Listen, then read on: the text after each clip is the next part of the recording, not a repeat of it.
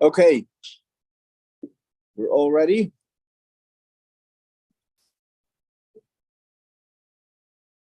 Shabbos Parshas Noach is Shabbos Klolis. The Shabbos Parshas Noach, which is this coming Shabbos, is a very general Shabbos. What does that mean? It's a general Shabbos. Because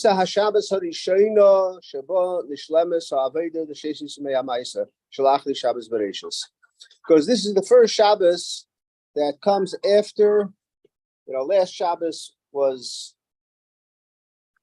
the Shabbos after creation. And the first Shabbos was a Shabbos ba menucha. It was a day of rest.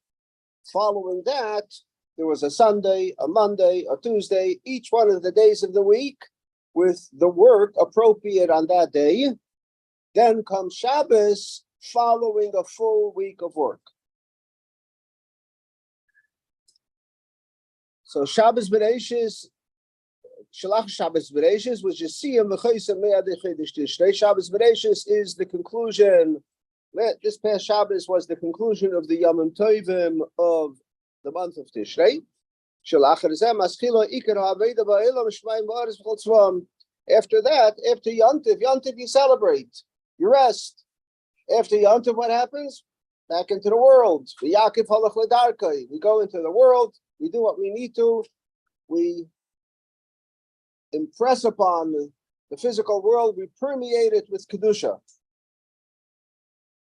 The Mutkish B'Shem HaParsha, as is emphasized in the name of the Parsha. What's the name of the Parsha? So we just heard the name of the Parsha is Noach. So, Milosha Menucha. Noach comes from the word Menucha. What does Menucha mean? Rest. Noach has the same source, same Shoydish. Menucha, rest. Isn't that what the trope is called? Naicha. What's that? Isn't there a trope also that tells you to stop? Isn't that use the same name as Nach? Is there something that in reading? Esnachto. Yeah, you have Nach. Okay, right? It's the same source. Yeah. It has the word Nach in there. Noach has the word right. Menucha.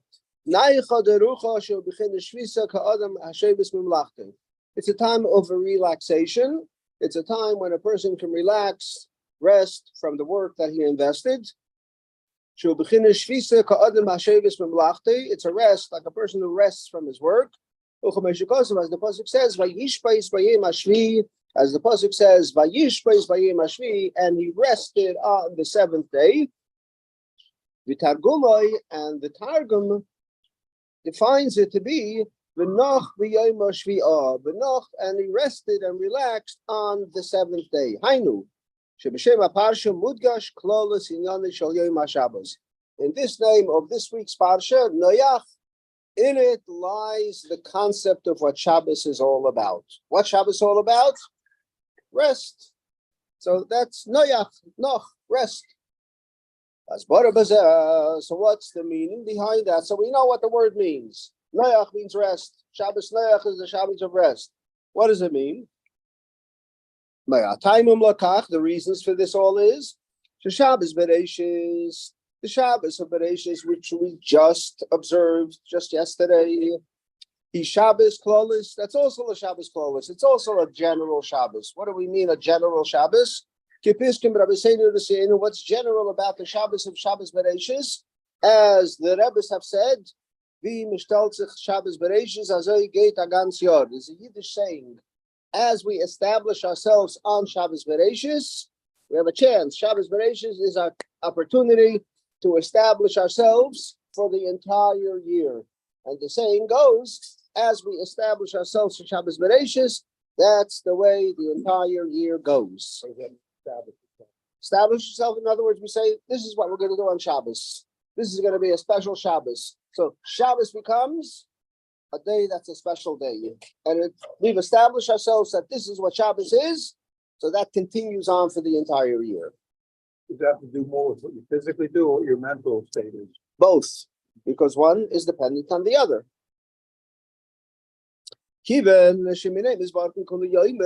Because from Shabbos, the entire week is blessed.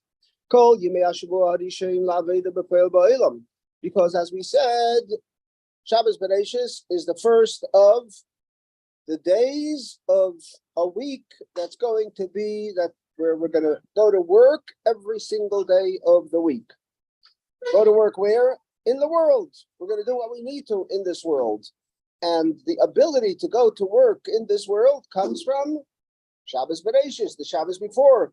So Shabbos Bereishis is what inspires us, encourages us, and empowers us to go out and work throughout the week. Would that make every day of the week also klalis? To an extent, correct. Yeah. This is the first day of every single day of the week, of every week of the year, the beginning of how we are going to lead our lives throughout the year. In it, it's not just that there's in Shabbos Bereishis, we have every Shabbos of the year, but in Sunday, we have every Sunday of the year, in Monday, every Monday of the year, and so on for the entire week. Because every week throughout the year, what repeats itself is the Sunday of the first week, the Monday, and so on. So we have the first week is a general kind of week. Not just the Shabbos is a general Shabbos that affects all the Shabbosim of the year, but the Sunday, the Monday, the Tuesday, all of those days affect the entire year. From the first day, which is Sunday, until Shabbos, because it's the time that is all-inclusive. It includes the whole concept of time, the full Sunday, the full Monday, the 24 hours of Tuesday and of Wednesday, and so on. So which includes everything of our life. Since this is such a general concept, so from this we can understand Shagam Shabbos Noach, that so too when we talk about Shabbos Noach, we said it's Shabbos Bereishis. It starts with the first Shabbos of the year, then Sunday, and so on.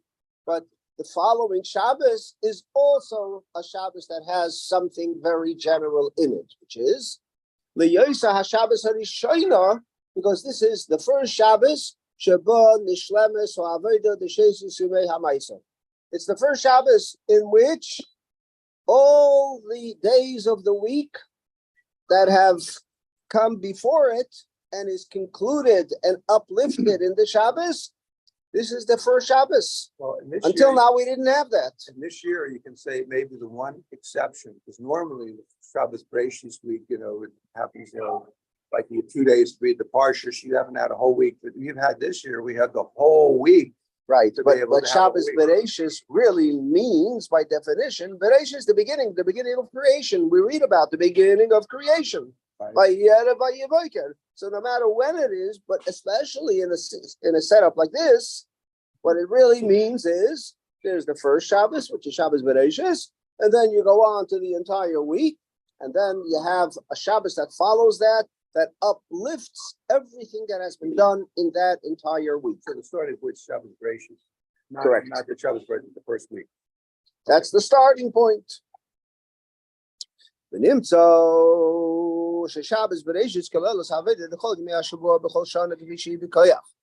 what that means is that Shabbos Bereishis has in it the potential for the entire week. It empowers us to have the whole year. Beginning with the week and then from there to the year, right?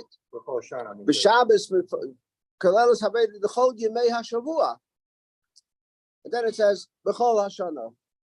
But it's specifically the days of the week, and then from that it goes to the entire year. As it's in potential, the potential for it. The Shabbos Pashas Noach, the Shabbos Noach, which comes after I've worked on Sunday and Monday and Tuesday, and finally arrive at Shabbos Noach, that is Kailela Sumahava Evan Abaychan Laveda the Kol Yemei Ashavua B'chol Hashanik V'Shehu B'Poyel. That already includes not just potentially, but actually. This is what the week was like. This is what Sunday was like, and Monday and Tuesday. And so again, from the perspective of that, it's all a general idea from Shabbos Bereishis throughout the week, and even up until and including Shabbos Parshas Noach. So on Shabbos Bereishis, we're saying that, true, we just had a week before that, and a week before that, with all there, it says, Rosh Hashanah, Achrish Shana, we have a new Torah coming down that's never been there. So in that sense, this has never happened before. So once Shabbos Bereishis says, it's sort of like you start on the clock. So we haven't even had one work day yet, but it's all there in the Shabbos as potential. And the Shabbos is a rest for what? To get out into the world on Sunday, on Monday, and on Tuesday. And the next Shabbos, we say, now we take all that we've done all throughout the week, and that could almost say that the Yafulu really starts on Shabbos Noach. To an extent, that is so, and that's why we say we differentiate between Bekoyach and Bekoyel. Similar to the concept of on Shabbos we get energy for the following week, but then we're also resting for the week that we just ended. Correct. That's the same idea, right?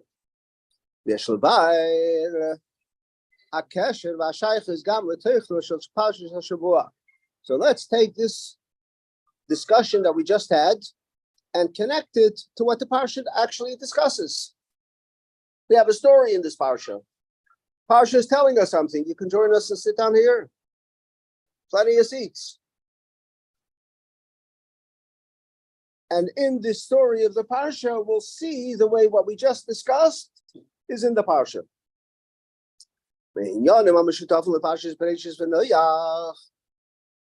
Amongst the things that are sheared in Parshas Bereishis and Noach, shebehem mudgeshes ha'isafim va'amayla shebeparshas Noach legavi Parshas Bereishis. Here we see, if you take a look at what Parshas Noach is talking about, and we see what Parshas Bereishis is talking about, we can see that there's something in Parshas Bereishis, then there's something in Parshas Noach, and there's something in Parshas Noach over what we had in Parshas Bereishis. What is this? What's it all about? So we know B'riyas v'kiyam ha'olam. We talk about the B'riyas v'kiyam ha'olam. We talk about the creation and the continued existence of the world. In Parshas Bereishis, Mesupar Eidais B'riyas ha'olam. We learn Parshas Bereishis. What are we told in Parshas Bereishis? Bereishis bara alikim es hashamayim ve'es ha'aretz. In the beginning, Hashem creates heaven and earth. The entire world is created. Where? In Parshas Bereishis. That's what Parshas Bereishis is about. Bereishis bara alikim es hashamayim ve'es ha'aretz. Eila tilus hashamayim v'aretz v'hi bara. It talks about this is the creation of the world as it was created. So it talks about the creation. That's what Parshas Bereishis discusses. The Parshas Noach Mesupar. What does Parshas Noach discuss? About the promise that Hashem makes, the assurance that Hashem gives us. Al kiyum ha'olam. It gives us in Parshas Noach. Parshas Bereishis creates the world. In Noach we have the assurance that what Hashem created will always continue to be. That happens in Parshas Noach. Seems like it just got by like a hair. What's that? It seems like we just barely survived. The whole end of Noach. It's like it's so bad. It's so bad. It's getting worse. It's like wiping it out. And then Hashem says, "Hold up, this is gonna be." I found like one sliver of hope in this whole thing. We're like so. And this is gonna be, and this is exactly, if you think about it time-wise, this is what this parsha is all about. Up until now, we had a disaster, a terrible thing. But wait a second, we're Parshas Noach. What does Hashem say, guys? Which means Hashem assures us, guys, just like you've existed in the past, you will continue to exist, and not just to continue to exist, but to continue to be the only existence that continues to exist. And as we'll learn about it, that the whole concept of continuity, there's one thing, creation.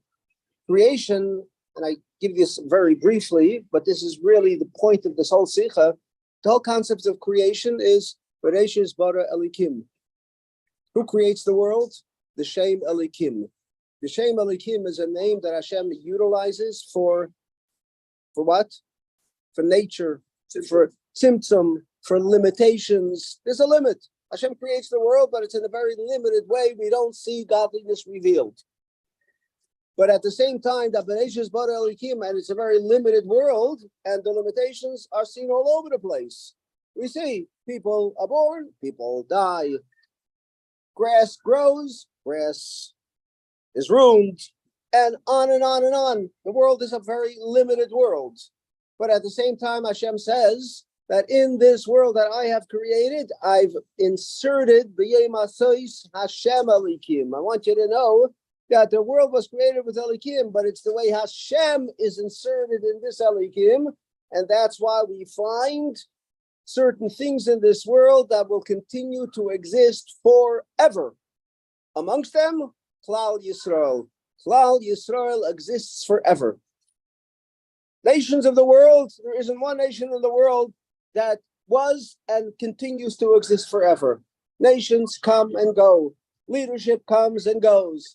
When it comes to Klal Yisrael, Hashem tells us, just like the sun, it's around for over 5,000 years, and it has the same strength that was there from day one. Nothing has been diminished from it, in spite of its use over and over. In the physical world, there isn't such a thing. But Hashem tells us, I want you to know, yes, I did create the world, Bereshis Bara Elikim, so that the majority of the world, we see the limits that exist in it. That's the way Hashem wanted it.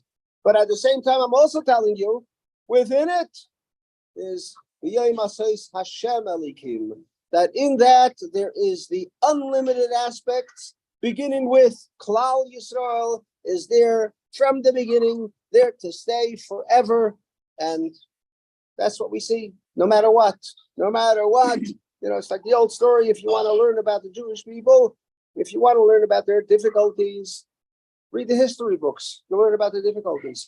If you want to learn about their potential and how they are empowered and what Hashem empowers within them, take a look at what's happening. Take a look what continues to happen over and over and over again. See where they go after challenges and difficulties. They keep on moving ahead, full force ahead, because Hashem Elikim, the neshama within the Yid, that continues to be and will be forever and ever. So having said that, Parshas Bereshis discusses the creation, but Parshas Noach discusses not just the creation, but the promise that you will exist. So this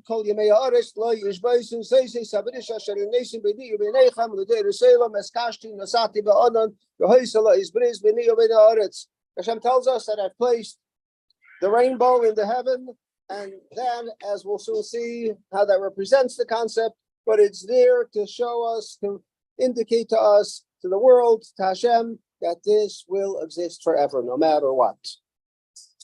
So this is the difference of Bereshis and Noach. Bereshis talks about creation.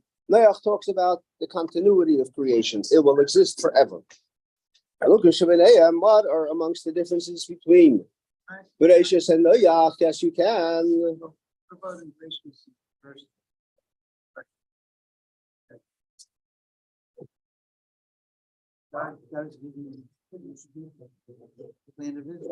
Yeah. It seems it's forever, right? It's in Right. Not only then, it's forever. Forever. So it's not, yes, creation, but the very first, it's saying the same thing. To me, it happened the same day that she attacked him. Right. It's partially it's happening. Right.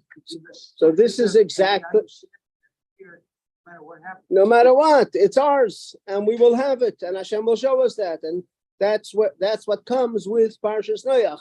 So in Bereshis we saw the challenges.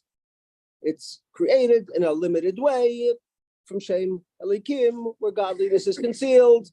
Comes Parshas Noach and says, "Don't worry, it's yours. It's yours to stay forever." And that's what Parshas Noach is about. That's this week. So it fits right in to what's going on.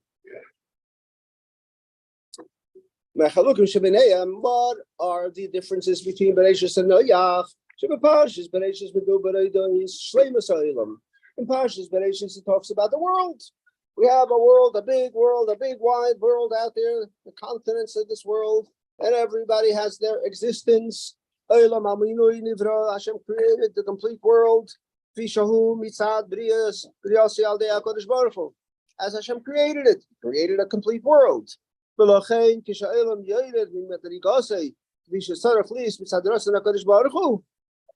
Hashem created a world, a complete world, a just world. So when that world that Hashem creates lowers itself from what it is that Hashem created, so then it becomes questionable and challenging, because so when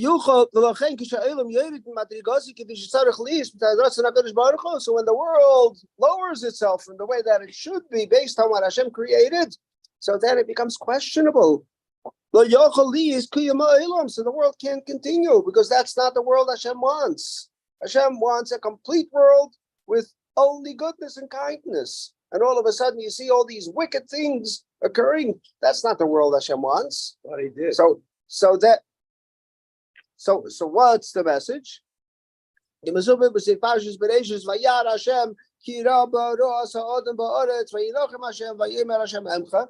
end of Parshas Bereshis is, Hashem took a look at the world and saw all the terrible things that are occurring. And Hashem said, hey, wait, I'm having second thoughts about this. I'm going to erase the world. This is not a world that I wanted.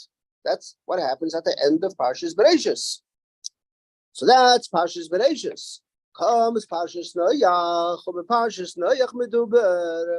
but in Parshas Noach there's a discussion.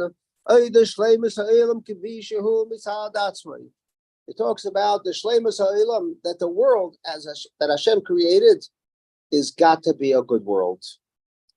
What do we mean? Shegam b'matzav yorud, that even if the world comes to a situation where it's low and it's terrible, nitin koyach lebirur v'zichur ha'olam al yidei tshuva. Hashem instilled within this world, even when it reaches a low point, it has within itself the ability to rise once again to where it belongs, where Hashem wants it to be. And that's why the way Hashem created the world, Hashem created a world when I bring the clouds to the world, which means what that means is when I bring anani, what's a cloud? A cloud is a cover-up, a concealment. So what Hashem is saying, when I conceal myself in this world, and concealment means it gives us the feeling that Hashem is having second thoughts about this world. That's such a beautiful world. Hashem is sort of concealing himself and sort of taking himself away from the world. So what does Hashem say when that happens? What I'm going to make happen in this world that I created, there's going to be a rainbow in the cloud. What's this rainbow in the cloud? What does the rainbow represent? Liskair. That's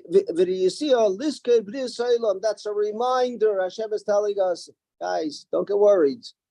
I have a commitment that this world is going to last forever. I made that commitment and I'm going to stick to it. This was that commitment that Hashem made to Noach.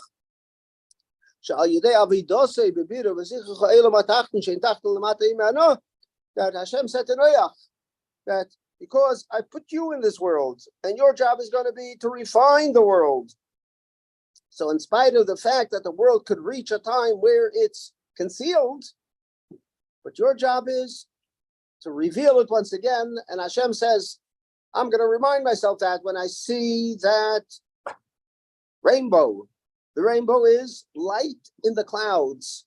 The clouds is the concealment, and Hashem shows us in that concealment, there's a light, there's a shine, there's a glimmer of hope. And from there, Hashem says, the silver lining. Yeah.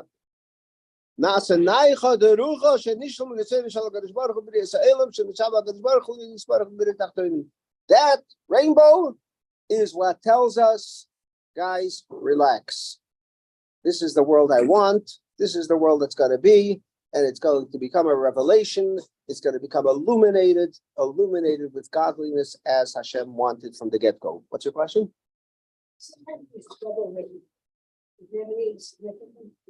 If it's a double rainbow, it's a double reminder. All the more. case you had any doubts. In other words, that I was saying, in Parshas Bereshis, the emphasis is the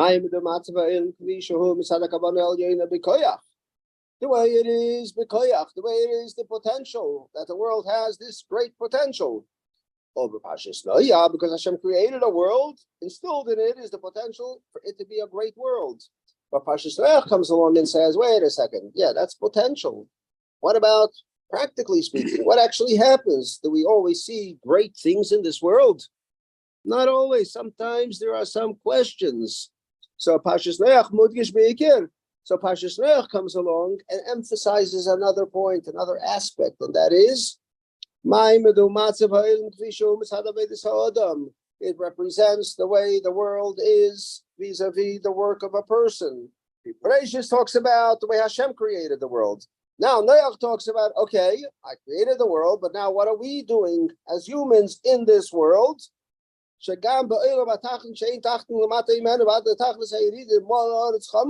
even when we talk about a world that has reached the lowest, where people are thieves and stealing and doing all kinds of terrible things, as we've just witnessed. But even that world, this world becomes a world that is refined to the extent to the point where it can be transformed, become purified, like the Mabul is referred to. It was a mikveh tara. It was like a mikveh. The world went through a mikveh. The world went through a refinement, a new world, a new, more refined world. And that's what the world is all about, truthfully. Not just from Hashem's perspective, but even from us down here in this world who are very limited. And when we mess up on occasion, Hashem says, you messed up, you can fix it. And you're going to fix it. And Hashem assures us that you will fix it. And it's going to happen. There's going to be a continuity to this world because I created it.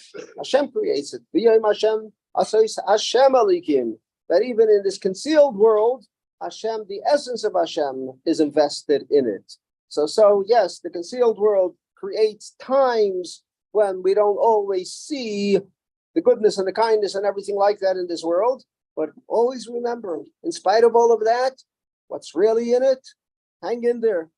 This is Parshas Noach. Parshas Noach will bring us the Hashem Alikim, the assurance, the guarantee from Hashem. Yes. If Hashem knows everything, how does he get reminded about the verse with Noach? Hashem knows everything, but it's just Hashem made it so that we should see that Hashem knowing everything, but there's a time when this took place, now this takes place. He wants to show us that, don't worry, guys, I know everything because I know everything. But in our physical mind, what do you mean you know everything? So how did you do that? But in Hashem's world, it's Hashem does things in a way so that we can relate to it. So for humans, it would be a reminder. So Hashem shows it to us so we can relate to that and understand, okay, Hashem did this. Now he's reminded about his promise and everything is good. Everything will be good. Everything will be in the best possible way. So summary observation. Hashem really wanted to have a dir b'tachton. She'ain tachton l'matim l'menu. Correct. So it wasn't until with the help of all this Hamas stuff went on in the world, with all the evil doing, till the giving it over to Adam B'Poel, who has Bechira and has whatever level. Humans brought the world on our own, so to speak, down to the lowest possible level, where at that point Hashem said, okay, this is far enough, top down. And we found out through Hashem, that's the top down, the matim menu. And then one Noach, one person who was decent in that generation, not everybody, but this one person came and then starts bringing the world to be elevated. And Hashem says, that's us to say, you can hit the very bottom. And then still, from then on, you can will always be able to find a way out into Tishrei. And that's so because that's the way I wanted it. No. That's the way I wanted it. But just to go back a second to what you said, that Hamas, sort of introduced to us that it's the lowest of the lowest. We didn't need them to introduce that to us. That's Hamas in Noach's time. Yeah, but I'm saying even then, what Hashem is saying, in the world that I created, that exists, there's the potential for that. Sometimes we see it, sometimes we don't see it. But even if we don't see it, it's there. Yeah. It's on. So when we see it, if it's potential, it's not the real world. right? When we see it, then we can, we better do what we have to do. If we don't see it, tzaddikim who don't see it, don't know what they have to do. They know what they have to do. But even those that don't see it, and as a result of that, don't know what they have to do, sometimes Hashem shows, I want you all to see it and really relate to it and do what you need to do. Yeah. I didn't watch any of those videos of the actual terrible stuff. Good. I watched the video of the Secretary of State. I mean, I read such terrible things about this guy and all these things behind the back what he's been doing to people. And here he gets on, he's in Jerusalem, and he says that the United States is behind Israel, have your back. And you were going to operationalize whatever you want to operationalize. We'll give you all the resources that we can to help support it. And then to close, what does he do? He says that this occurred on Shmini Atzeret. He says the word Shmini Atzeret. He says in the beginning there's darkness, and then there's light. And I couldn't have written it better. I mean, you know what I mean? Like, obviously, a Jewish person wrote it for him. You know, he just had to make sure. Is he Jewish? I think he's Jewish. He is Jewish. He actually, in that speech, says that I am Jewish. He says it there. 20 minutes I saw it, he didn't say that. Yeah, but I saw it. So yeah, this is clearly, bringing out, it's like clearly, God is right, it's God's hand. Clearly, Giving not that even a speech. question. Not even a It's question. like unbelievable. So it's almost like, how can we not do what we have to? Exactly.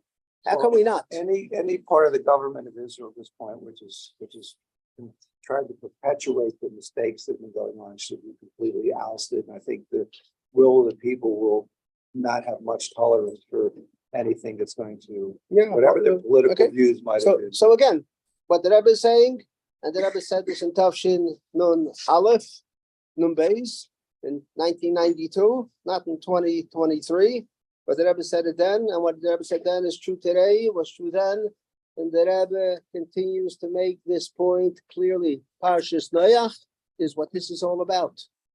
Bereshis was a concealment. Hashem created a beautiful world, but godliness was concealed. So, okay, you got what you wanted for the first couple of days. Parshas Noach is here, and it's over with. By the way, you said it's incredible. Israel has suffered tremendously, but that there's tremendous unity across all of Israel. Like he's never seen it. Like perhaps we've never seen it before too. Right. It's bringing people together around. They're willing to anything that goes against unity in the world today is a complete concealment of godliness. Complete in every possible way. No excuse whatsoever for anything of that. Beginning with a guy like Blinken, anybody in the world, anybody that has, a goy lahavdil. How much more so when you talk about Jews and you hear on rare occasions, things that go against unity. There's no place for them to exist in a world today. Doesn't exist. I'm going to say one other person. I have a customer, my oldest customer, not a name, but my customer for over 10 years. And she has now an Egyptian, like Aiden spends the nights with her 3 or 4 nights a week. And I got into this whole long conversation with her for like about an hour about what's going on. And I sent them a copy of the first page of the permission of what Rashi says. I said, we have no doubt what's going on. And I also said that, what the Palestinians and Hamas are doing are going against the current of the whole world, just like what we're talking about. And imagine if all of the Arab countries were working together, not wasting their money on this stuff, not wasting their effort on this negative stuff, and to doing, and says that's the way of the future. This is an old dynamic. Yeah. It's going to be washed. Yeah. So you're describing Mashiach. Okay, and as I said earlier, so there was somebody that actually left from Eretz Yisrael with El Al and was at the counter and was getting ready to go onto the plane, and the person at the counter who wasn't a dati, he wasn't a religious guy, he says, I don't get you. Why are you leaving Israel now? You're going to be right back here with Mashiach soon. So this is the world. The world is being empowered with it today. The faith that exists, the strength that exists, never existed in the world like this. The weakness must be separated. This is the final, This is it. when they're smelting the filth off the silver or whatever, it comes to the surface. It's very clear, but it's easy to separate. Yeah. In the war of Gog and Magog, who's the good guys and who's the bad guys? We don't know. Gog and Gog is the same person. Yeah. Same one. Yeah, we don't know about that. We don't know. There's rabbis Yeah, online you can look at. YouTube. Yeah, but according to our perspective is we don't need that at the current. It's been, the world has gone through that already in the past over and over and over, and this just reinforces it. Goggling. Oh, but on a deeper level, the Rebbe says, what this means is that when we serve Hashem this week, Parshas Noach, when we serve Hashem, the Tois of Ilu Gadol Yeser Legabi Hamayim Edomatzim Shemsad Abriya Parshas Bereshis. We think Parshas Bereshis is a great Shabbos. The world was created. So the Rebbe says, wait a second. Parshas Bereshis, yes, there was a creation of the world, but Parshas Noach is even greater. Why is Parshas Noach even greater?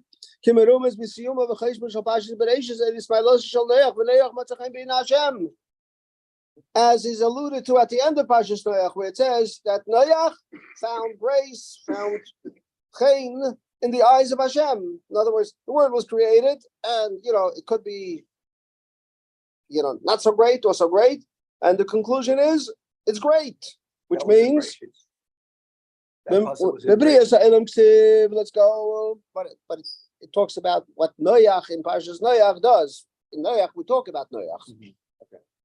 Parshas Bereshis just tells us that Noach did, and then we go into Parshas Noach and we see what he did. So when we talk about creation, it says as I mentioned earlier, Bereshis bara Elikim. Who created the world? Elikim.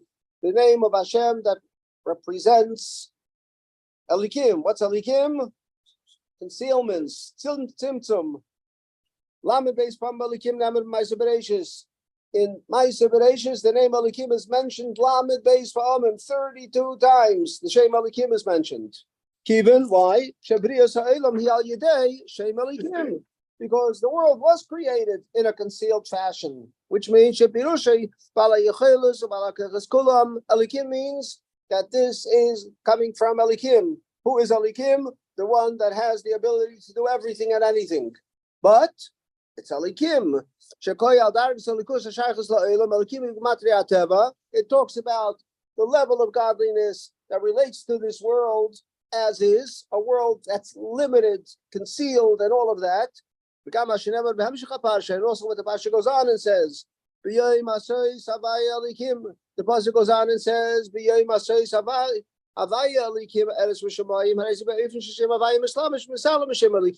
even when it says that when Hashem, it uses the name Havaya and Elikim, what does that represent? So Elikim represents the concealments. Havaya Elikim represents that yes, there is Shem Havaya, which is unlimited, but it's still concealed in the Shem Elikim. So that although creation can only come from the essence of Hashem, it can't be a concealment of the essence of Hashem, it has to be the essence of Hashem.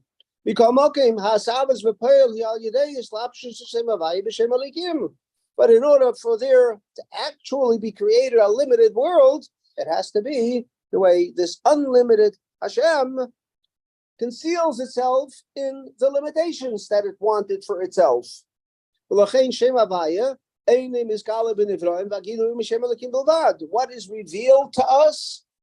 The way we see a concealed godliness in this world. That's the way we see it. And we have challenges, we have difficulties, because godliness is concealed.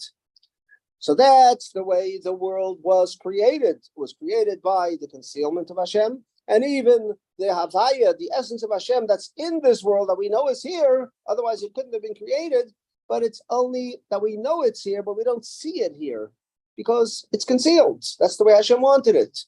So that's Parshas Bereishis. What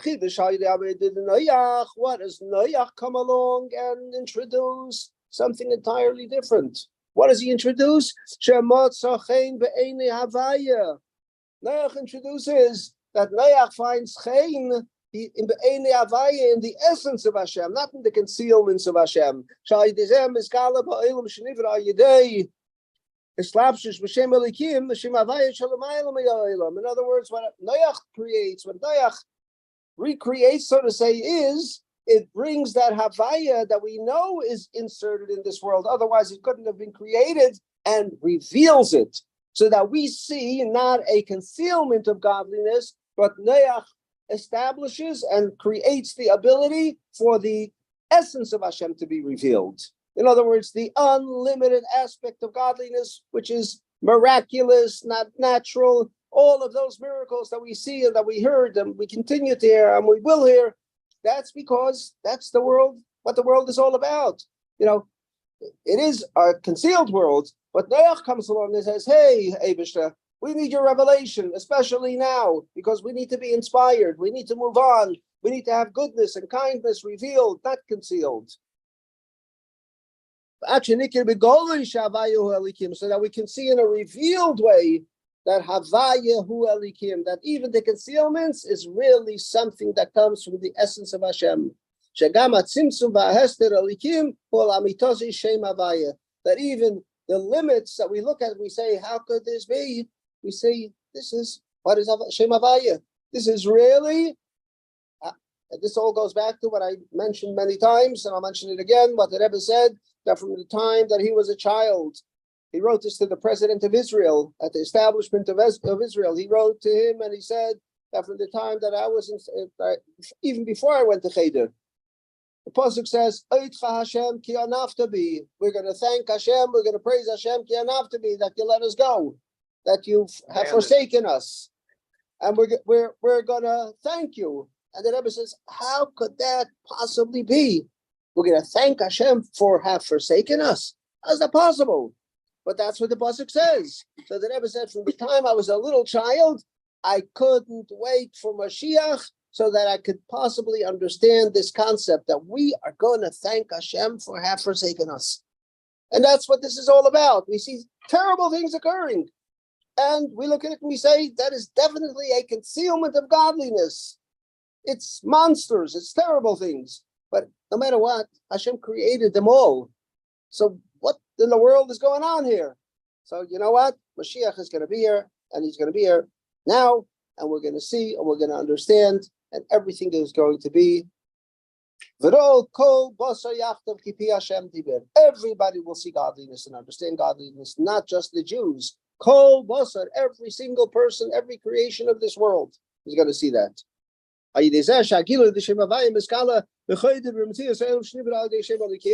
That's when godliness, the essence of Hashem, is going to be revealed in this limited world. We say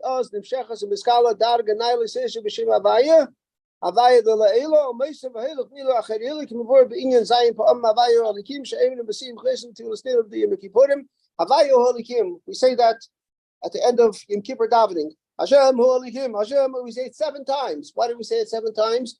Because the concept of Hashem Hu Elikim means that even in these limits, what's inserted in it, what's it really all about? The revelation of godliness. So there are levels upon levels upon levels for us to be able to grasp that and understand that and relate to that.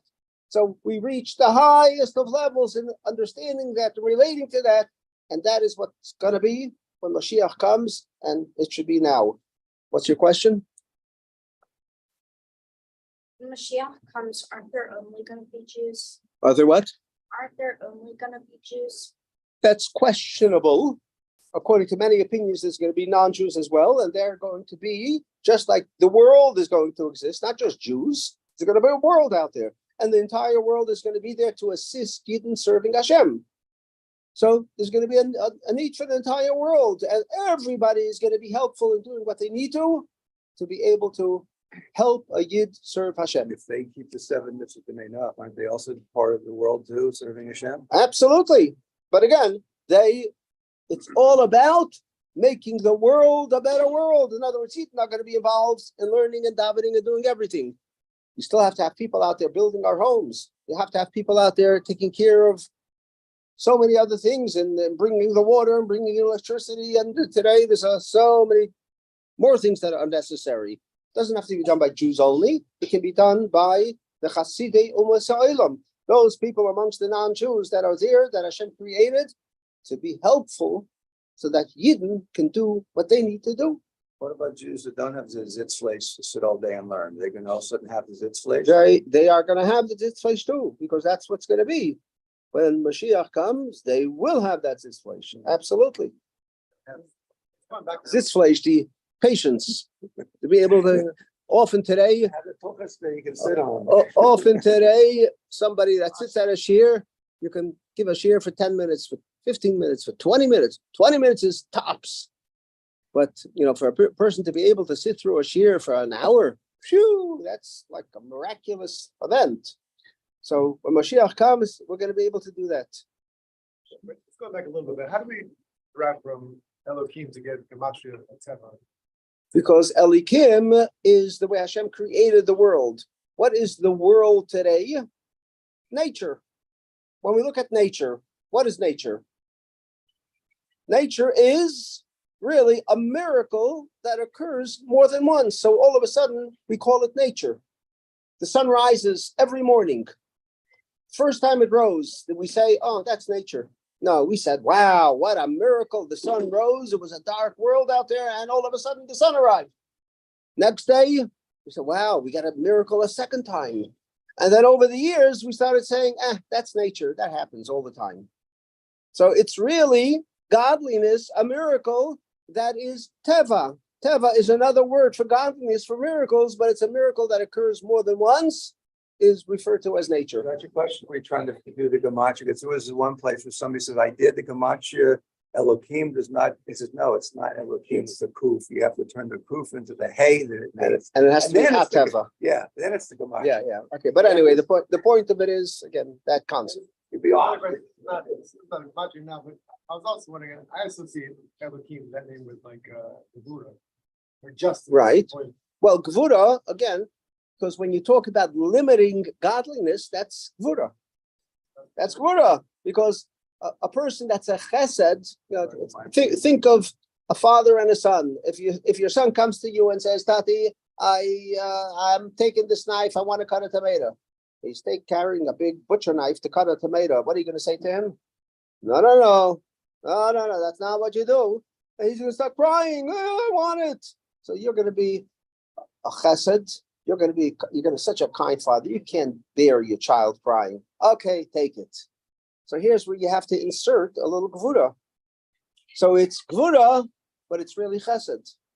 Can I share an example from Rabbi Rashab on that, if you would?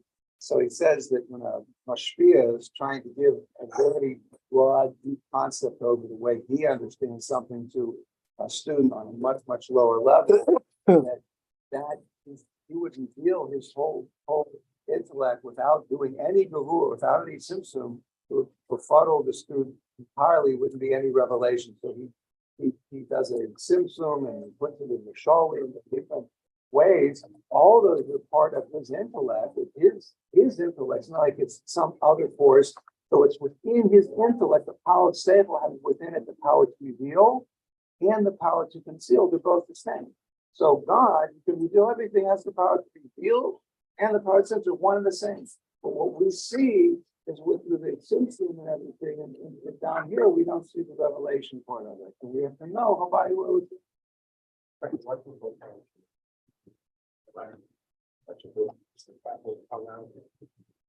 electrical what? Transform. Transform. We don't see the power for it. You can see when we put something into the wall, that's what we transform. Same electricity, same thing to say when a rabbi gives the marshal over to the student gets a little bit, he's still getting that intellect from the teacher. It's not like it came from anywhere else. But the thing that Rebbe explains is even though they went through the simsum, it's not truly a simsum. Because it's one and the same. So the Rebbe says, if a person halachically loses his yarmulke and he puts his hand on his head, he can't make a bracha because he can't cover himself. The The Rebbe says the prophecy same in way Ezekiel, Elohim is just as much. where it says that God is going gonna, Israel's gonna lose, and God's gonna put his foot on one mountain, not everything. I'm assuming it's gonna be massive earthquake. And this is really And all the nations that are against Israel, are just gonna stand there, their skin's gonna fall off their face, so just go away. We really believe that? So again, those things, we really believe in everything that it says, but those things could have happened years ago already. We don't have to look at it and say, this is gonna happen now. But that was supposed to be the final end of any. That's what all. So again, final end, final is relative. You know, it says that, Elef Shana Be'enecha Fi Yonesvo, in the eyes of Hashem, 1,000 years is like yesterday. So, yeah. But it seems like after that, Oh, no question. There's no question, as the Rebbe says, that we find ourselves now in the final moments of Geula. In the final moments of Golus and the time of Geula. And in conclusion, we're going to finish so everybody can feel comfortable closing your books. That the Yiratzin, let's go to Yud Gimel. Okay. Yiratzin, Sha'ed Miftei Kiddush Halavana Dechedesh Macheshvan. Even before we're Mechab page 66, even before the Kiddush Halavana. At Kiddush Halavana, we say things. We say David Melech is Kayam, and we say Bikshar Hashem Alikayim David Malcolm. Amen. So even before Kiddush Halavana, we frap Shanazu Kiddush Cheshvan v'Kislev Shnei Malaim Yeshtam Shleish Chadashim Shleimim Tishrei Cheshvan Kislev V'Hemshech Achad. Al Ydezen As Chazaka Bas Cholish Hashana Shleimus Chadashim Sherimez Al Shleimus Bnei Yisrael Shaskidim Chavos Kamoisa. At Kiddush Halavana, we talk about that Bnei Yisrael are going to be at their highest level. Yiskayim Banu Miksha Kosov. So Hashem should make it so that it should be fulfilled amongst Bnei Yisrael. The pasuk. Vikshu as Hashem Alikayim as David Malcolm Amin be as David Malcolm Mashiach take him Mayad Mamish. That it should be Mashiach's coming. We shouldn't have to wait. We shouldn't have to think about what this Navi says, what that Navi says, what the Rebbe told us. Mashiach is here. Mashiach is coming. Mashiach is coming now, and we shouldn't even for a moment be depressed about what's going on. It's very sad, unfortunately, that so many people have lost their lives, even one person. But at the same time, we have to and we must continue to be besimcha because simcha peiritz together. Simcha, joy, breaks all boundaries. And as the Rebbe then during the Yom Kippur War, in the middle of the terrible things that were occurring at that point, the Rebbe inspired, encouraged, and everybody saw. I remember that. Everybody saw the Rebbe being only besimcha. Anybody that walked to the Rebbe and was a little bit sad, the Rebbe said, "What's going on with you? We have to be besimcha because the Eibishter will certainly perform the miracles he needs to. The greatest miracle of all, we should have Mashiach Tzidkenu." Amen. man, Yasher koyach, Anybody everyone. besides me wash? I lied.